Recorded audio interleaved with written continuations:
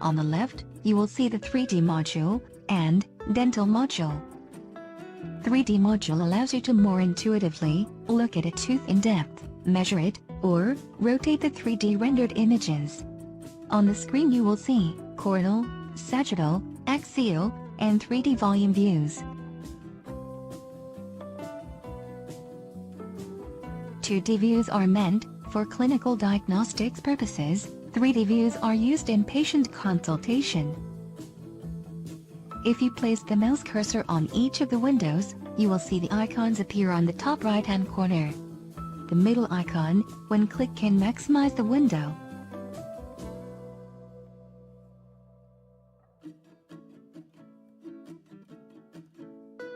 And, if you move the mouse wheel, you will see this move.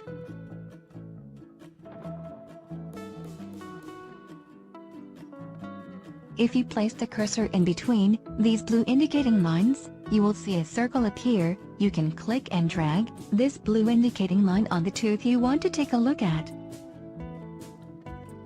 If you want to measure the length of a tooth, on the axial view place the line on the tooth in question. Since the dentition is in an arch shape, you cannot measure the tooth accurately in this state. So, if you click and drag on the corner of the indicating line, you can rotate it around the axis. On the axial view, set the sagittal axis. Then, on the sagittal view, set the coronal axis by rotating it around to fit the long axis of the tooth. In this manner, we will measure the length along the long axis of the tooth. As you measure the length, the blue indicating line may get in your way. If you press enter at this point, you will see the line disappear. If you press enter again, the line reappears. Let's measure the length of the tooth using the tape line measure function.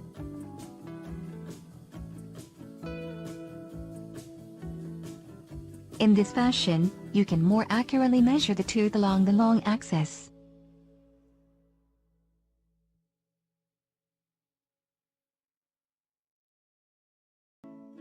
This is the second session on the 3D module. If you would like to rotate the 3D rendering, please right-click and drag your mouse. If you would like to go back to the default orientation, if you look at the top right-hand corner of the 3D window, there are a series of letters. Let's click on the letter H first. H stands for the head and looking at it from the top looking down. F stands for the foot and looking from the bottom up. A for anterior, P for posterior, L for left, R for right. To explain a little further about the 3D rendering, if you look at the bottom right-hand corner, you see the Bone tab.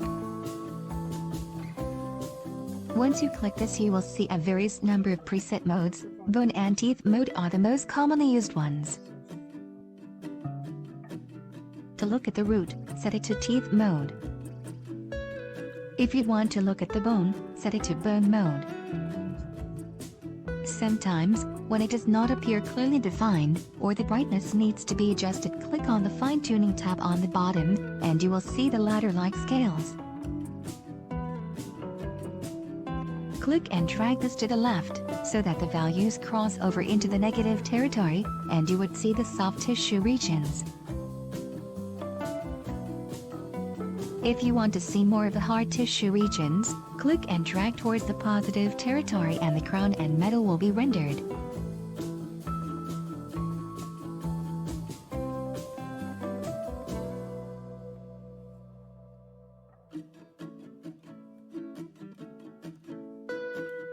You can double-click to close the fine-tuning tab. On the top right-hand corner, you'd see the Overlay Off button. Once you click, it will change to Outline Overlay. This feature is meant to show you which 2D slice you are looking at, so it is best if you set it to Outline Overlay at all times. As you move around in the axial view, it is possible to confirm which 2D slice you are looking at in the 3D rendered image.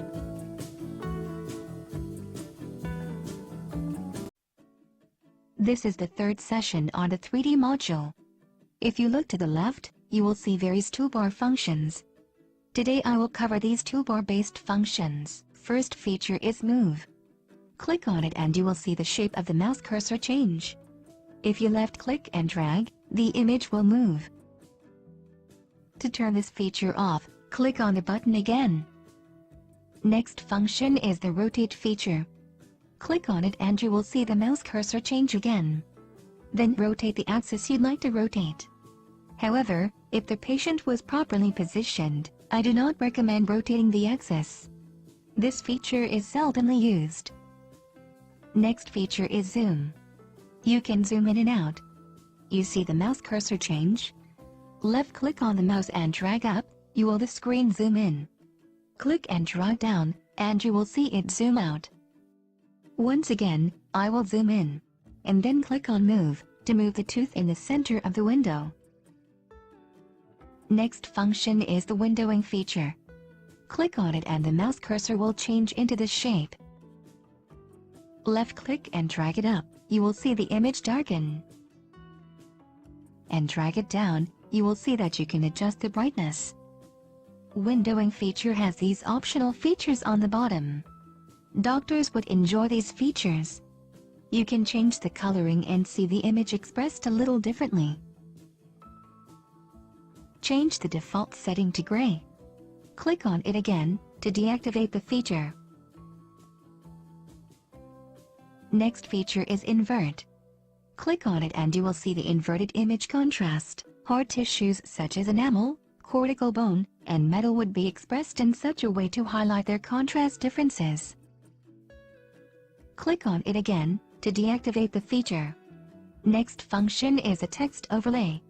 If you look here, you will see patient ID, name, capture date, etc. If you want to hide this information, click on the button again and they will stay hidden. This feature is the image capture function. One can hide the patient information and then capture the screen. I will cover the safe path of the captured image in another tutorial. Click on it again to deactivate the feature.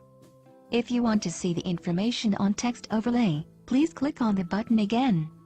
The default setting is on. Next feature is VOI overlay. Before you use the VOI overlay, set it back to the initial screen. Top right hand corner, click on Reset button and click on Reset All button on the bottom. Once you see this pop-up message, click on Yes and you will go back to the initial screen. Now, you are ready to use the VOI overlay function. Let's click. Then, you will see on the periphery of 2D views this square blue outline. If you place the cursor over the outline, you will change to a hand shape. Left-click and crop inwards and you will see the 3D rendered view getting cropped. You will see the 3D rendered image getting cropped in half. I can extract only the region of interest in 3D. You can also take sectional slices of the tooth in question. If you want to go back to the previous views, press Reset, and you will go back to the initial views. Next function is HU view. Click and you will see the numbers appear on the cursor. This number represents the density values, also known as Hounsfield unit. Depending on where I place the cursor, you will see the corresponding density values. You can see that density values are significantly different for enamel and pulp. Click again to deactivate this feature. Next function is Measure. This allows you to measure a length. Click on this ruler, and it will take you to the standard length measuring tool. Tape line is another measuring tool where you can assign multiple points in order to measure the total length of the curve. Angle measures an angle. Profile is a feature where it tells you the HU of a region. Click on the region where you want to measure the HU, and you will be able to confirm the HU value and the total length. The next function is the Area Measurement feature. Let's measure the area of the airway in the axial view. You will be able to get the surface area of the given slice. The next function is the ROI feature. When you click on the specific region of interest or a tooth, this square shape is created. And then, when you double-click, you will see various density values from D1 to D5 being colorized. You can determine the average value for the given area. In the next function, if you click on this arrow shape, you will see the option populate below. We will leave the arrow alone and change the color to red. Then, I can create this arrow shape I wanted. We can easily move it around or adjust its size and make it smaller. The next function is a note. You can click on the specific lesion and then double-click to make note of any clinical findings. If you would like to remove all the work we have done so far, click on Delete All. This is our fourth session on the dental module. Today, we are going to use the segmentation toolbar feature to segment the apex and root of the tooth, then export it as an STL. First, let's extract the incisor in the 3D rendered image. Use the teeth mode instead of the bone mode to inspect the position of the root. Then use the segmentation function to extract the tooth. Please make sure to set it to keep to save the image you have just extracted. Please extract the tooth using the mouse.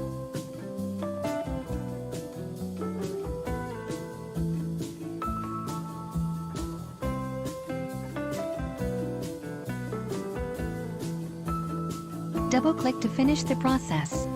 If you click only on the images you want to save, it will leave behind only those images. But since I have images selected on the earlier view, there are slices left over on the tooth slice. I will try and segment this tooth only. Let's draw the outline again to select up to the root.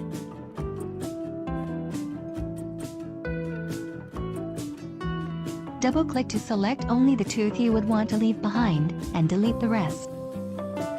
If you look again, in 2D sectional view, the tooth has not been cut out smoothly. In that case, zoom in and move. I will try and more accurately cut out the tooth. Select only the tooth, and then double-click to keep only those selected areas. You will notice that the root has been cut out, but do not worry. Use the undo button to undo the last chain. Then, we will try it again. Try and cut it out more accurately. And then double-click. Keep only the tooth you want to select. Here you can see that it was not a clean cutout. Select it again. And then double-click, keep, etc. In this manner you can examine how cleanly you have cut the slices. If I want to segment more accurately, I can repeat the process. Double-click, keep. Here we see some leftover on the palatal area. We can try removing it again. Double-click, keep. Now you can see that only the tooth remains on the other sectional slices. Now let's try extracting it out as an STL file. Since I've cropped in a 3D rendered image, now is the time to select which region to remove. Go to Pick. You will see the cursor change into a hand shape. Now, if we click on the cropped 3D rendered image, the option will appear. I will select the second option. Click on the surface you would want to keep.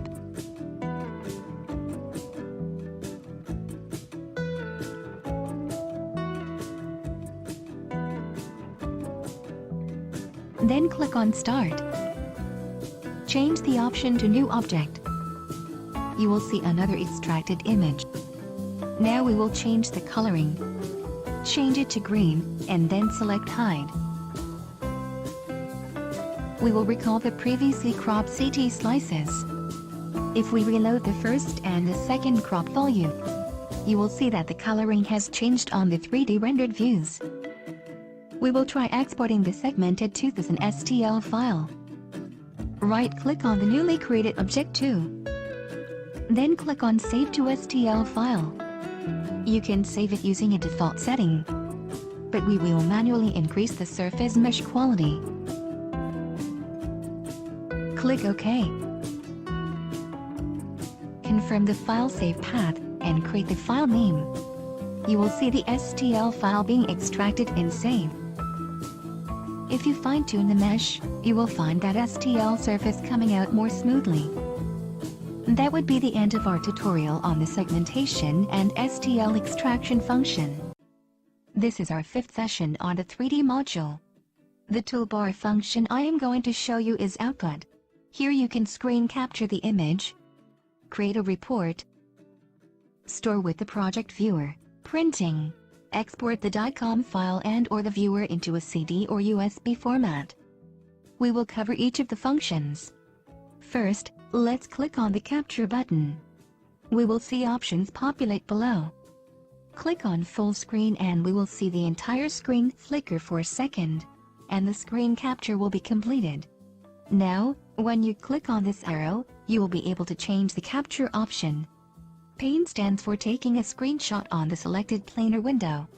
Region allows you to click and drag on a select region and then take the screenshot. Images captured under OneDemand can be stored in SmartDend.